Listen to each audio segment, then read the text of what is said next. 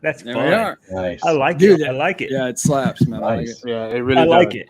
I like it. So, and what's cool about that, and what I was going to say in the pre-show is, welcome everybody to the new format. I'm glad everyone's here and things of that nature. But the other thing I was going to say about it was, they can't get us for copyright. It's my music. You know? Absolutely. Yes, So- finally. so- Jennifer's here. Hey, Jennifer. So that's cool. So I'm not sweating that any. So good times. Anyway, hey guys, I'd be remiss if I didn't say I know this day is his 22nd anniversary of a horrible event, but 9/11. I did lose a really good friend, ally, associate on that day. Ensign Jonas Panic. He was in one of my units. He was an intel officer.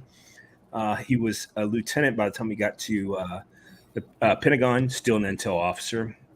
Probably one of the greatest bulls of all time. That's in a squadron, the person with the lowest pay grade from the officer level. They're given these giant ensign bars, and they say bull on them, and that means that there is no one lower than them in the officer country. And so he was he was my first ever squadron bull. And to give you kind of insight on him, he was such a cool dude. He was like 6'5", 6'6". He was a tight end for Annapolis, the Naval Academy, too. So super cool. But anyway, not that I want to celebrate anything regarding his passing, but I think it is a great way to say, hey, thank you for all you did for our country, and miss you every day. And I'm having some Origins white label tonight because of that. So there you go. Anyway, everybody else, celebrate his memory. Yeah, absolutely. Yeah. I can't say anything about him without having a smile on my face. He was one of the funniest individuals, and it was so big. It was like the reason why he was called a bull. I mean, the reason why he's called a bull is because that's what it's called in the military or in the Navy. Like I said, the juniorest officer. But for him to have them put on look like normal butter bars, which would look like they were ginormous on, like, let's say a 5'2" female who happened to be a bull, you know. So and they're the same size bars. It just on him, it almost looked proportionate.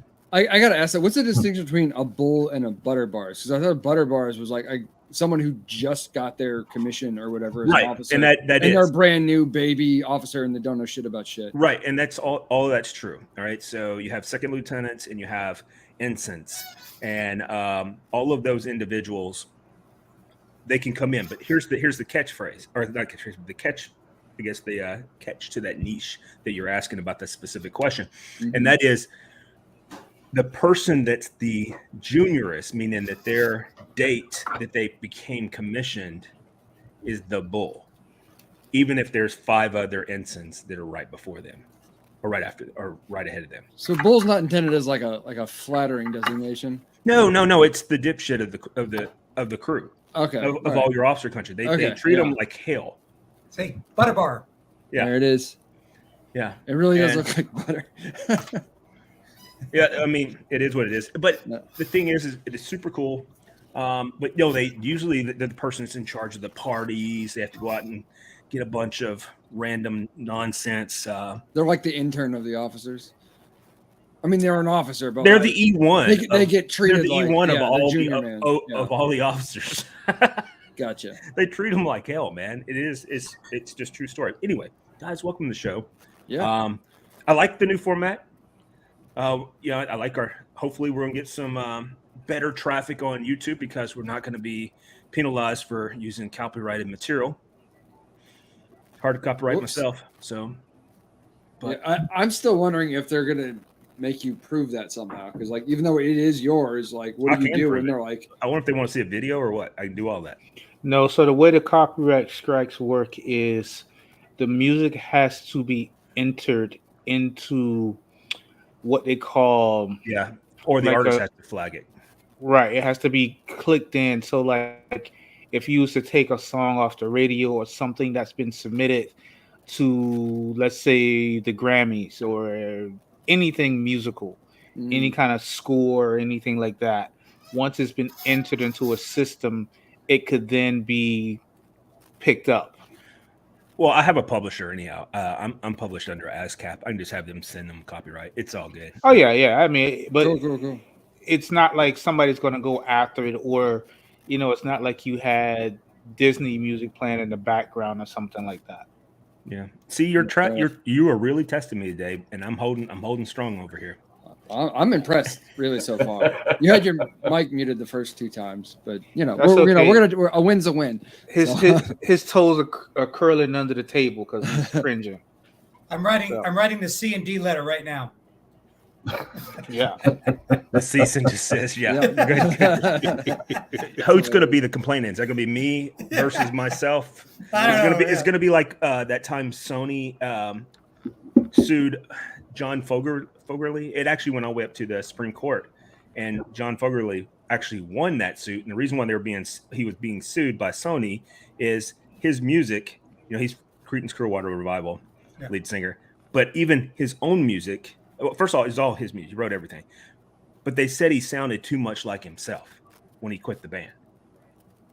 Oh yeah, and it's like I remember that now. Yeah, I don't really know what to do here. I mean, do you want me to just get a new voice altogether? Is that how we're going to do this? Yeah. But anyway, but yeah, that's and another thing with the new format that we're doing tonight. It's 45 minutes. We're just going to be here for a short period of time. Say hello to all you guys, knuckleheads. And maybe real quick, we could take a moment and talk about why we are the Whiskey Rebellion. All right, talk about how this came about. All right, so.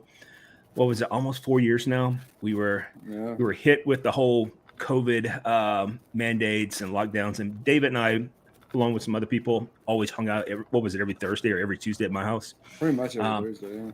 Yeah. We'd hang up, and have a few hang out at the bar, have a few drinks. Lord, I've only had not even one, but we would do that, right? And we'd sit and chat and all this. And both of us work with populations, me with students and him with, at the time we worked with populations that could probably be, we'd call them at-risk populations, would be fair enough, yeah.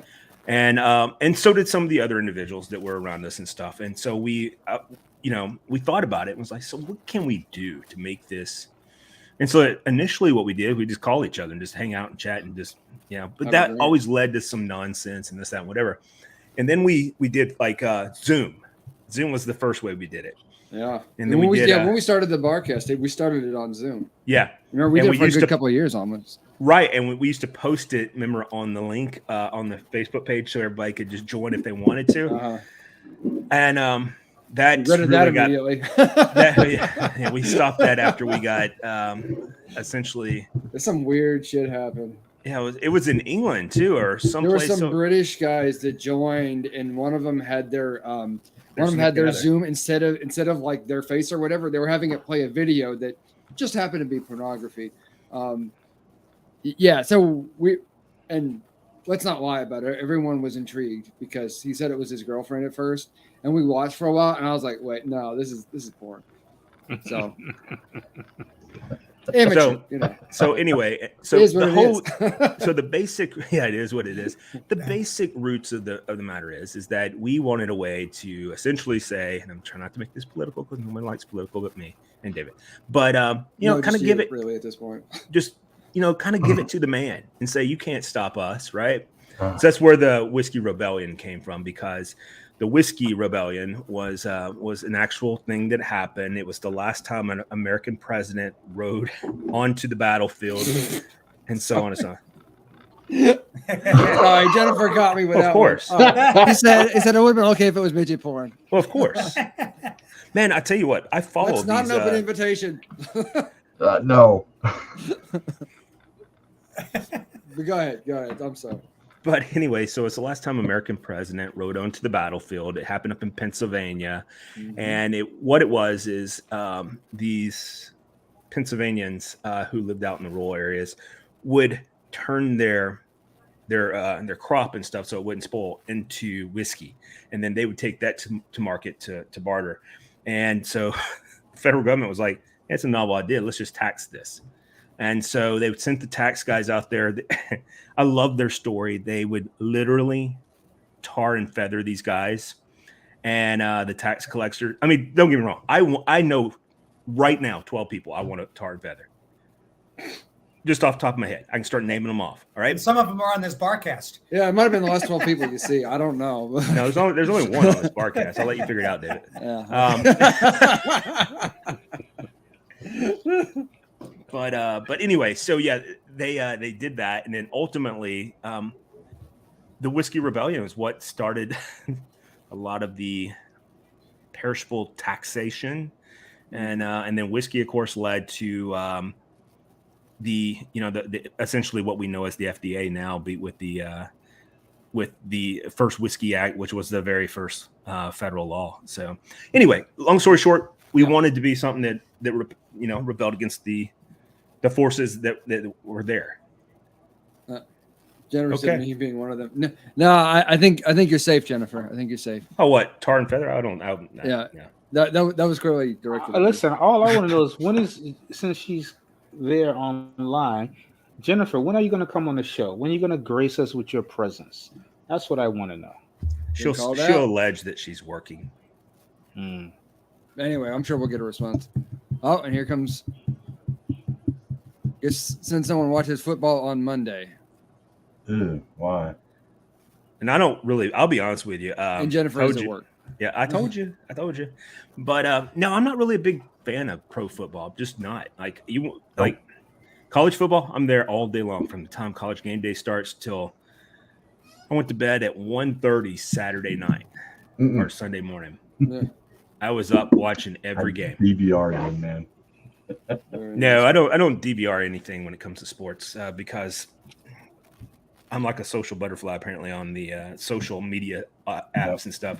And I would have seen everything because I follow all of the things that matter to me. But anyway, guys, I've spoken a lot for the first 13 minutes. So you're doing good. What's everybody drinking?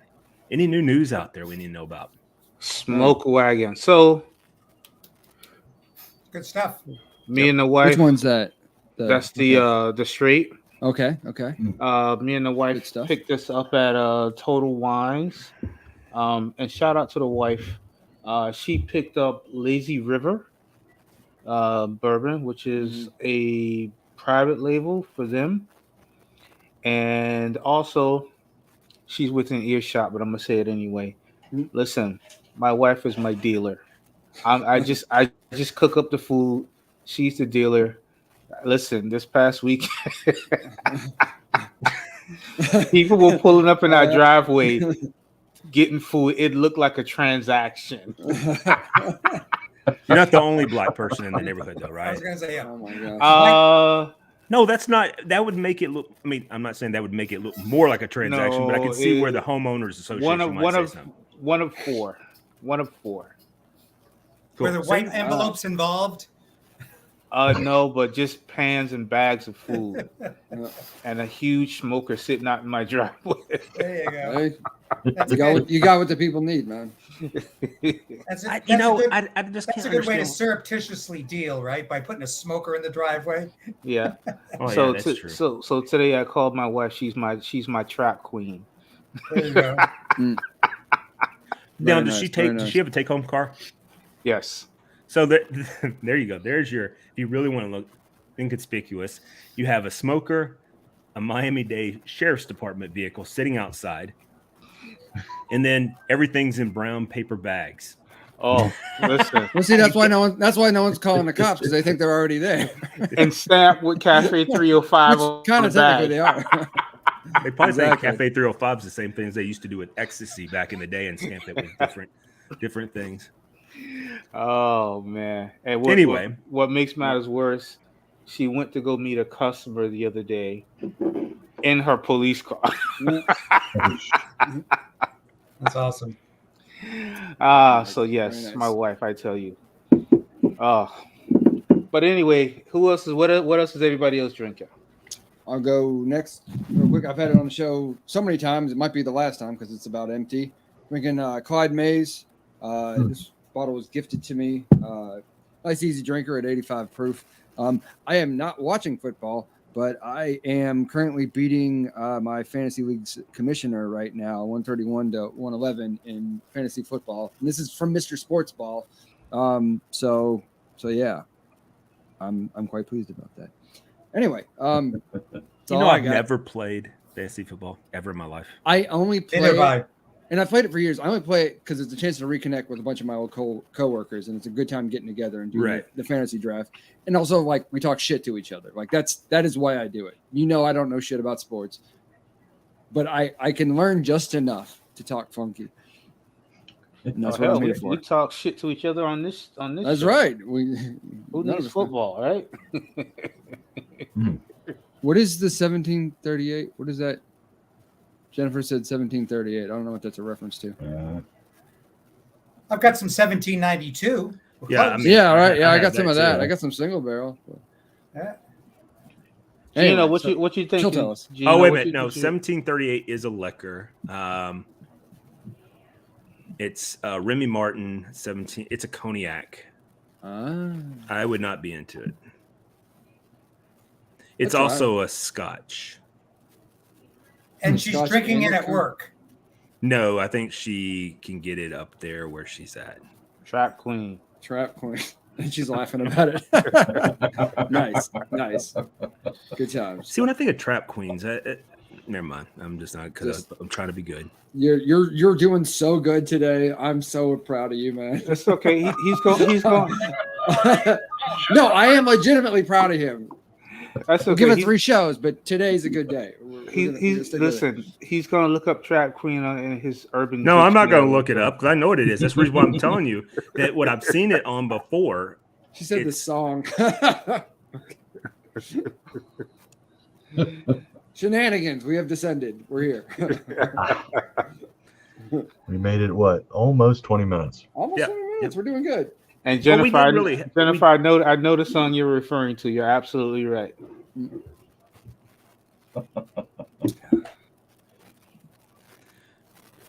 Why do you keep saying snitches get? He always said it once, but I was thinking there's lyrics to a song. All right, so Trap Queen is it is a song by 50 Rap. Fatty Wap, I think it is. Fatty Wap, something like that. So does WAP mean wet ass pussy? Hey. No. Easy. I mean, is not what that means? Isn't that what Cardi B song? I just don't want us to get off on the wrong track. Fatty Wap. Well, I mean, it has some really good songs. I mean, first of all, okay, so this is where 1783 comes from, and it says before you come back to that, we can go around just talking about what everyone's doing. Okay, because I don't know if I can even read some of that because I don't even know. That's fine. Hey, remember the one time I tried to give the history of the Whiskey Rebellion, and I wanted to die by the time I was done reading it. Like, let's not do that. I'm like, no, I was going to read the lyrics to the song, but I don't. What I'm saying is, I don't know that I can say some of the words without grammatically correcting them as I go along. Yeah. So. Okay, so let's just keep it. Let's keep it. Gino, how you doing, brother? Gino, what are you drinking? What are you drinking, man? What are you drinking, Gino? I'm enjoying some Bibb & Tucker Double Char. Nice Tennessee bourbon. Nice. It's quite delicious. On the nose, I get the usual suspects with a hint of cherry in there, and it's very drinkable. It's a little richer than the regular Bibb & Tucker. Cherry's not so pronounced in the taste. It shows up in the finish. But the way the vanilla and the caramel roll with each other, it's quite delicious. What about you should get a nice floral taste with it because it's. I'm not getting too much floral. Because Bibb & Tucker's pretty young, typically. This is 6 years. Oh, okay. Well, that may be the reason why you're not. They're normal. Yeah, I mean it's got nice oakiness, and what they do with this is it's through their normal aging. They age it at least 6 years. The last 5-6 months or so, they move it into another barrel that's overly charred, and hence the double char. So it's a little extra finishing, a little more. There's a little hint of smokiness, but it's not like a Scotch being smoky and earthy. Just so that's peat. That would be a peat taste. That I know. Just there's a hint of smoke. Not all smokiness is peaty. Like peaty is a certain kind of like. No.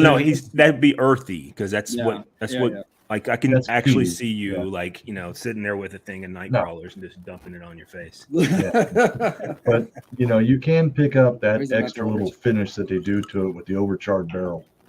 I Mm. mean, it comes on more at the end and more at the finish, and the finish is very nice. This bottle will not last me long. Gotcha. What'd you get for it, if you don't mind me asking? That bottle there was $50, $49.99. That's extremely reasonable. Can't beat it. Speaking of which, of good people and sending stuff, our boy Mark Harris, or is that right? Mark Hill, sorry. He's I bought 2 bottles from him this week that will be here tomorrow, and he hooked me up with a hell of a deal, dude. Hell of a deal. I'm getting both the Origins and the Discovery. I'm not going to say the price here, but I will tell you this: if you're in the VIP chat, you could learn about this and about these deals. Speaking of doing deals on the side of the road and stuff. Yeah, Sure, and sure. actually, just a side note: the Smoke Wagon was $25 at Nice. Total Wines. Okay. Good price. So for a That's Smoke Wagon, Yeah, I've not and seen one for that something being that good, actually being That cheap, yeah. under, I under bought 30 two. for sure. I bought Oh, yeah. two just because. Yeah. Don't blame him. Yeah, I like Smoke Wagon. But yeah, Big fan. talking about Mark Hill and Mark Hill down there, yeah, he's the one that set me up with my Remus. Very So nice. Yeah, he's the guy solid, dude. gets stuff in. Yeah. He treats you right. Yep, Yeah, and he set me up with the Blantons for a friend of mine. Yes. yeah, he oh my god, you're still trying to get me. But yes, he knows what you like and he posts in our VIP. And if you He's a good guy.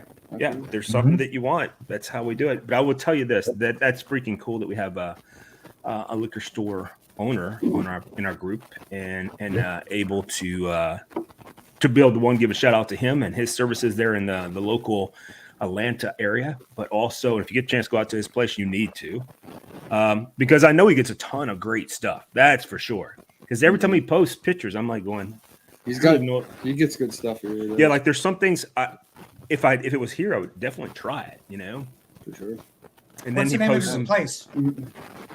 I don't know the name of his I place. don't You know know what? the name of his We'll have store, to it's ask in him, Augusta. and we'll definitely give that a shout out on the next show. But I can't remember the name of his store. Hold on, I can probably tell you. Hold on, I'll send him a message. Okay, we'll do it now. But in the meantime, DJ, what are you drinking? Man? Yeah. What are you drinking? Well, nothing right now. I poured myself a bottle of 2022 Castle and Keys weeded bourbon. Okay. So they came out with the regular bourbon.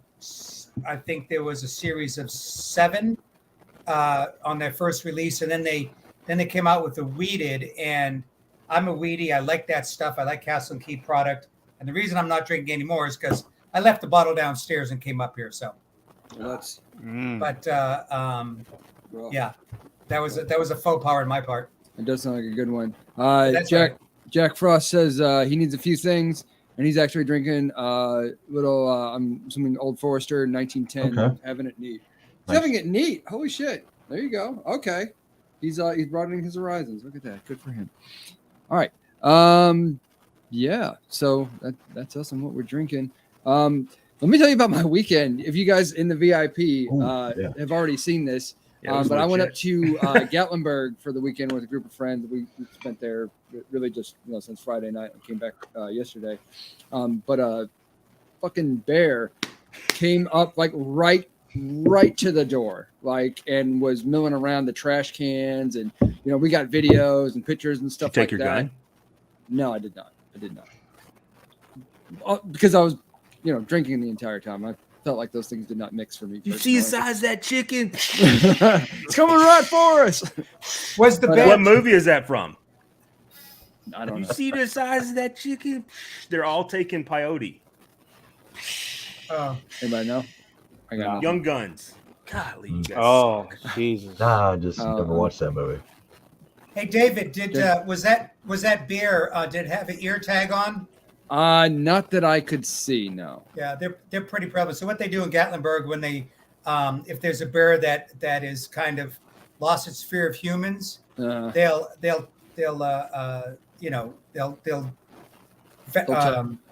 shoot it, not to kill it, but just to put it out, tag him, Yeah. And if the bear has 2 tags and it shows up the 3rd time, that's when they euthanize it Gotcha. wow. because it's I didn't know lost.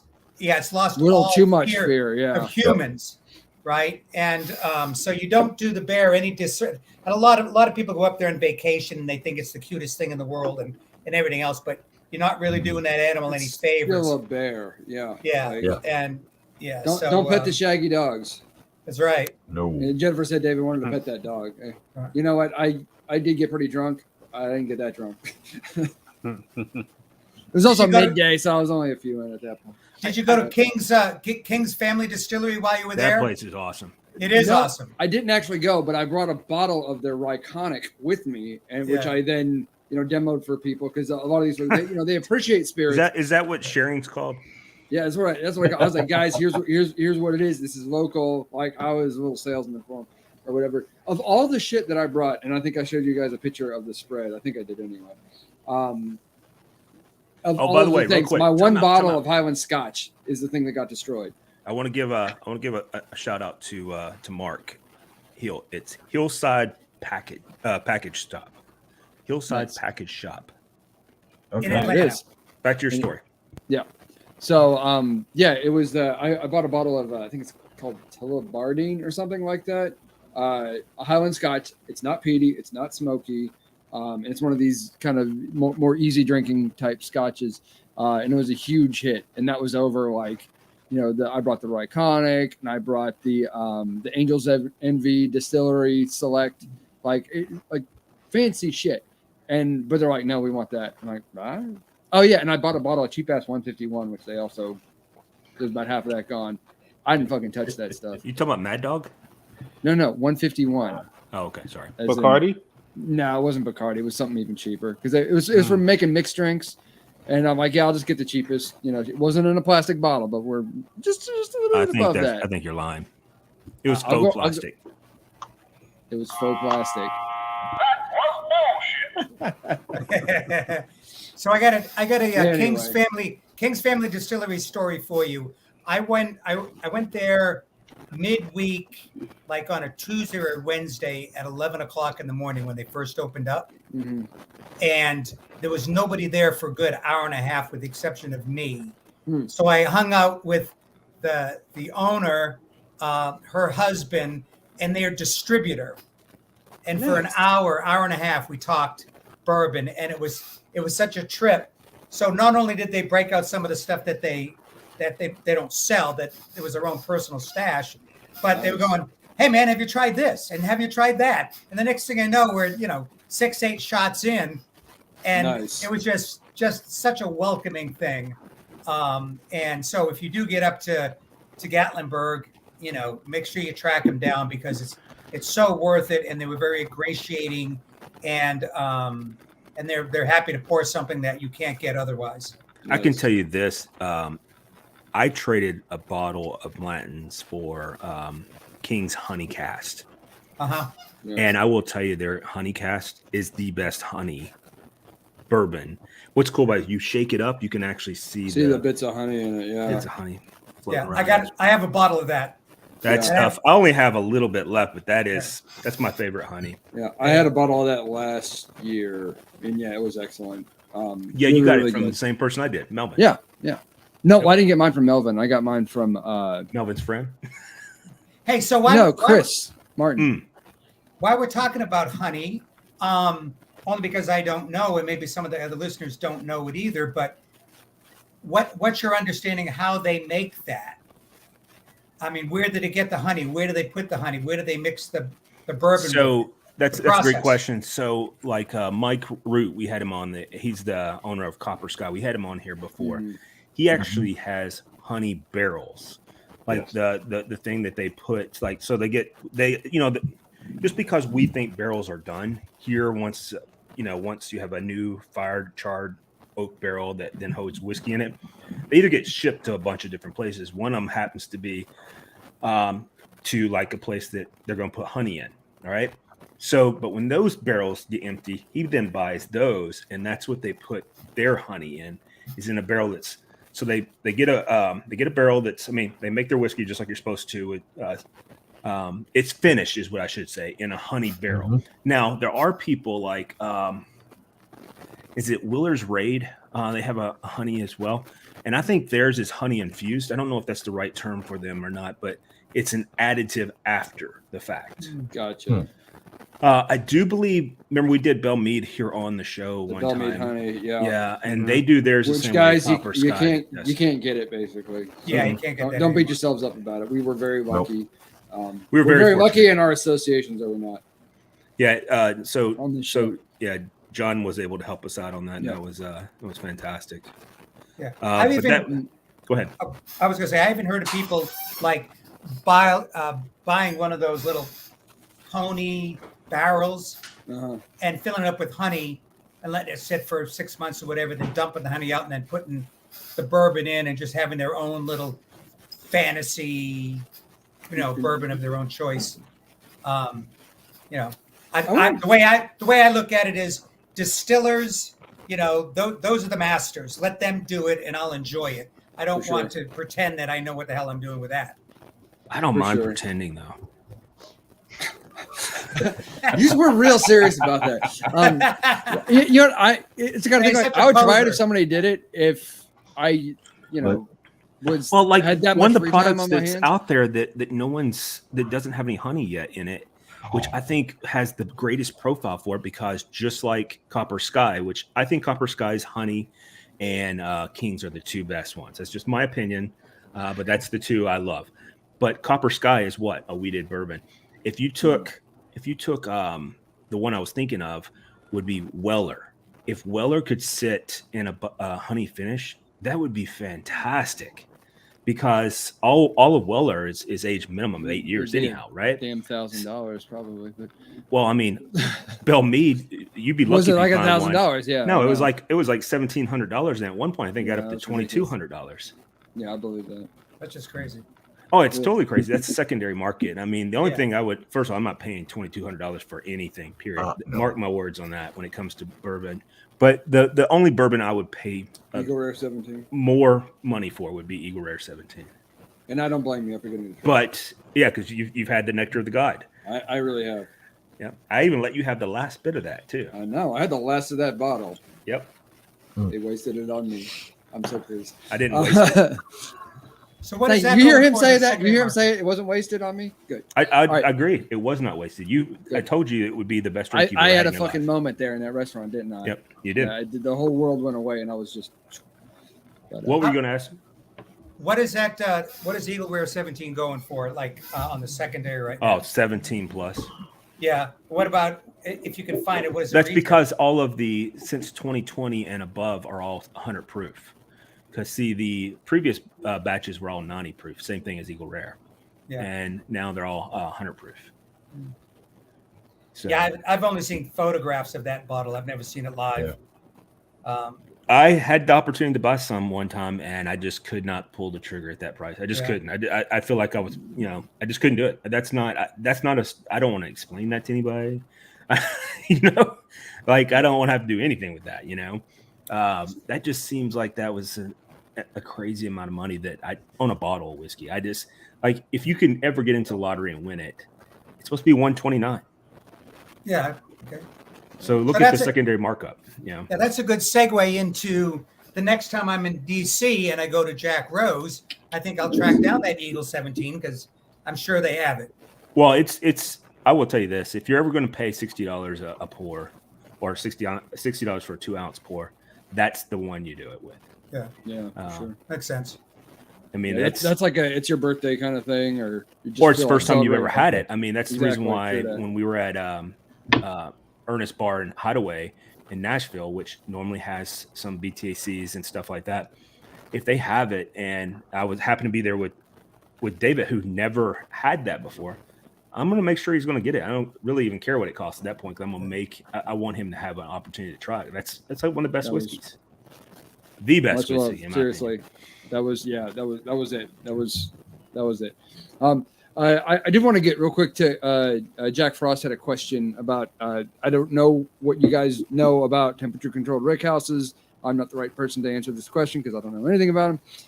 So serious question: are we okay with temperature-controlled rick houses? He asked that because I read that temperature-controlled can slow the aging process of the distillate. Yeah, because there's a science to it. So, like, for example, I think it's called something Creek. That's Pine Creek, maybe. That's a Canadian whiskey. They actually took old hangars up in Canada, and they have to age their whiskey. They almost have to heat lamp it in the summertime because it does not get warm enough. And the distillate process of aging it, what you want, and the reason why it's not the only reason why Kentucky's perfect for this, but you get that super cold winter that makes everything contract, and then you get that super ball sweat hot summer that makes everything stretch out, right? And so you're getting that constant flushing of between the wood and the juice in it.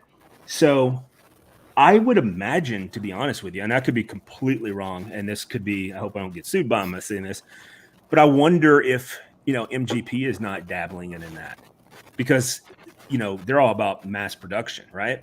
True. So, well, is the temperature controlled like? No, it's hot and cold. Right, but they're making it hot and cold, like in a temperature controlled environment. They're not That'd just be what I saying, would well, think. we're going to keep it 75 degrees year round or something ridiculous like that, but like actually simulate that expansion and contraction. That's the only thing I could think of, is that they would turn it up almost like a sauna in the summertime, and then it'd be a meat locker in the wintertime. Yeah.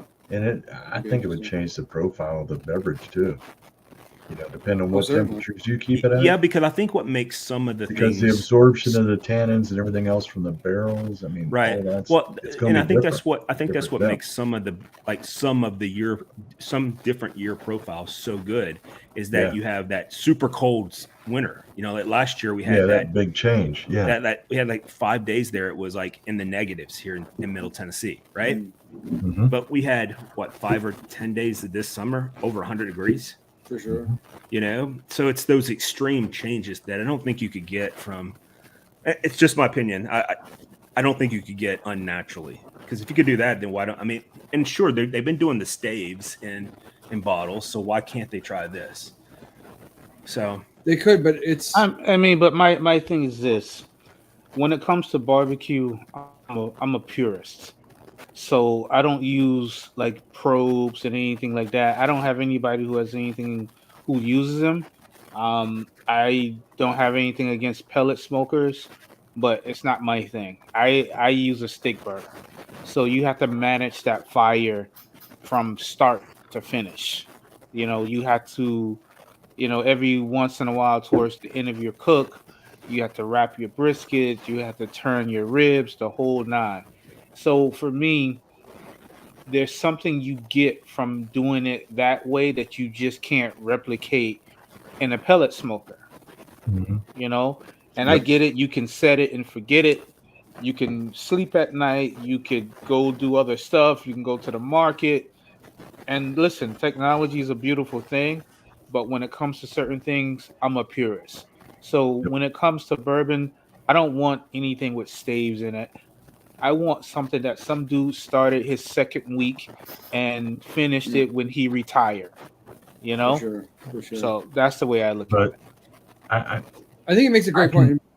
He's making a very good point there, and if you look at the brands he's talking about, I think they're doing it for consistency to eliminate those huge swings, because Knob Creek, Maker's Mark never changes. I mean, they'll come out with their special finishes here and there, but a Maker's Mark is a Maker's Mark. Cast strength is cast strength. 46 is 46. It does not change. So I think that could be why they're leaning towards doing that, to eliminate those big temperature spikes and fluctuations. Well, then it's, again, it's like Heinz ketchup. Like you're not gonna get like your barrel aged Heinz ketchup or your special release. Heinz ketchup is always going to be the damn same, so they want to control for all those variables. Cafe 305 is Cafe 305. Yeah, if you use temperature control in a rick house, you also have to add in the cost of controlling the temperature in that rick house, and that's got to be passed down. And so maybe what you see is you don't see a lot of it because they don't want to go beyond their price point of their product. And then they can't sell it; it's too high. I think what Gino, and I agree with you, but I think what Gino said was incredibly important, because there is an aspect of keeping your distillate, your selection consistent The same. from like, we'll just say hypothetically, take Buffalo Trace, just a regular Buffalo Trace bottle. If I buy one here, it needs to be the same as it would be in Japan or in California, Washington State, whatever it might be, right? And we all know that it doesn't change the profile in the bottle. So could I see them doing that? I think they might have protective measures, like if the temperature is going to drop below us. I mean, there's got to be science involved in it. It's going to drop below a normal, like they probably have tracking of data. Yeah, they probably got a range. Right, and they watch it, and then they probably do have some way of turning on the heat if that were to happen. I looked it up in the interwebs real quick to see what they had to say about it, and there are a few places that are doing it. So John, the Iceman, was correct about it. There are a few places that are doing it, and they kind of say what Gino was talking about, is trying to keep that same flavor profile, keep it consistent across all of it. Woodford was another one that was brought up about it as well, but they did talk about Woodford because of it being kind of in a valley. It gets extreme colds where it may not get the heat changes that, hypothetical, that Wild Turkey might, because Wild Turkey is like right out there in the middle with all black buildings, by the way. So.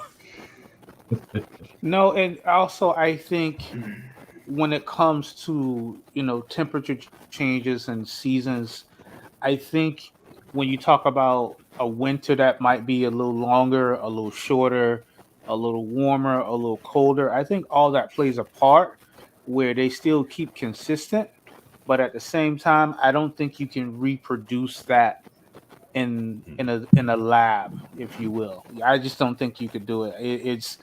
If they could, I think the cost would be so outrageous that it wouldn't make sense to them to do it. Well, think about it in the few minutes. Sorry to interrupt. Go ahead. Yeah. Sorry. No, and just think about it. One of those seasons, the rain was particularly heavy. I got the pleasure of waking up in Tennessee recently and really understood what the weather feels like in the morning. That different type of humidity and things like that. The pressure. Would it make me really understand why they would never be able to produce a product like that here in Florida, because we just don't have it, So again, I just don't think they would produce as good of a product. See, there's so many different things there. There are products made in Florida, first of all. So we'll start there. There are products that come from Florida that are bourbon. And I do think that just like there's some that come from Canada that aren't bourbons, but they are made similar to them, right? To try to pick up that flavor profile. And I think there's some great advantages for both of them when you do that. The biggest key to all of it, in my opinion, is the aging.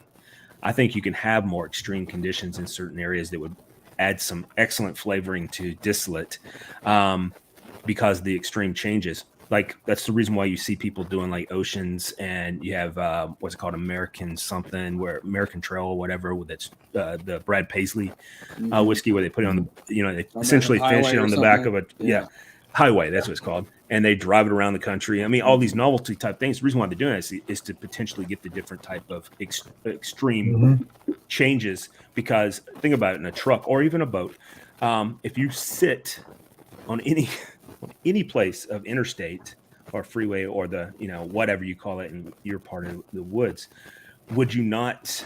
I don't. Well, that just fucking ground everything to a halt. I don't know what that's in reference to, but Jack Frost said, then you rolled over and looked into Jody's eyes. Haha. I don't. Okay. Anyway, sorry, that one was lost on us. But the thing. Go ahead.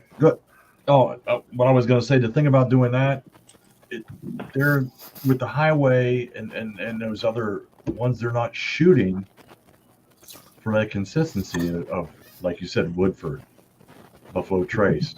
They've got to be the same out of the barrel. I think that's why they would have to do that. Yeah. Okay, so that's what Jack meant. I knew what he was talking about, but in Tennessee. I chose not to. There's something else that will probably be reserved for the after show as a response to that. But yeah, guys, I was gonna say we are actually at time here. We're trying for the shorter show to keep it more concise, keep it more fun. There'll be opportunity for us to talk on the after show. If you guys want to be part of the VIP and get onto the show, you can be part of those shenanigans. But we all want to keep our jobs here. Those of us who are still working, we want to be able to keep our jobs. So that's the reason why we're changing things. Oh boy. I'm mostly worried about you, honestly. But no. No, my program director knows I'm an HR violation. Exactly. Anyway, Yeah. guys, it's all been fun, been real. Thank you very much for being one here other tonight. thing before we go. Yes. So listen, social media is a beautiful thing when it's used correctly. So we're on Facebook, we're on YouTube, we're on Instagram, and now we're also on TikTok. I understand the tickies of the talks. I understand it's not for everybody, but we're trying to keep our content educational. We're trying to keep it fun. We're trying to keep it classy. So if you're on the tickities of the talks, make sure to look us up. Cool deal. Well, guys, everybody, as Billy would normally say, everybody be good to yourself. And Be good good night. to yourselves, gentlemen. Have a fantastic week. That's it. Cheers, gentlemen. See you Monday.